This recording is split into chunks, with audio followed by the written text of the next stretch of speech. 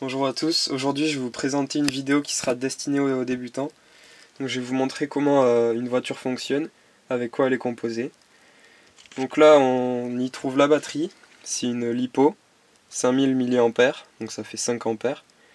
Après Vincé, bon, je vous expliquerai, je ferai une vidéo sur les batteries.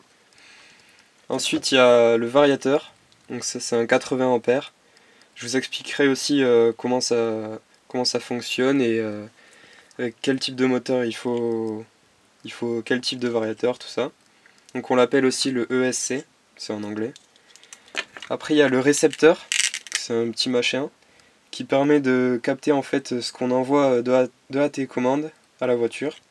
Et ensuite ça le transmet au cerveau et au variateur. Donc le cerveau lui, il dirige les roues, ça bouge comme ça. Et le moteur, en fait c'est un moteur brushless, donc ça veut dire qu'il n'y a pas de balai.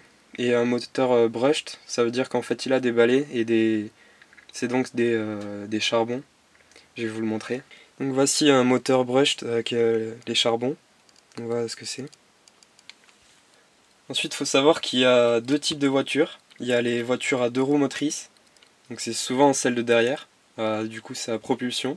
Celle de devant c'est à traction. Et il y a aussi les quatre roues motrices, donc il y a un arbre de transmission qui est au milieu. Donc là c'est une couronne, une courroie pardon. Et là c'est un axe, un axe de transmission tout simplement. Il y a aussi plusieurs façons d'acheter des voitures radiocommandées. Sur les sites vous allez voir RTR, ARF ou même un kit aussi. Donc le kit tout simplement c'est tout ce qu'il a sans l'électronique, le cerveau, le récepteur, moteur, etc. Juste le châssis et de quoi il y a les roues, la couronne, etc. Après il y a ARF, en fait c'est tout ce qui est là, avec l'électronique et tout. Il n'y a juste pas le récepteur et le transmetteur. Et ensuite il y a RTR, donc c'est Ready to Road. Donc là il y a tout fourni quoi. Donc voilà, j'espère que cette vidéo vous aura plu. N'hésitez pas à commenter et à vous abonner.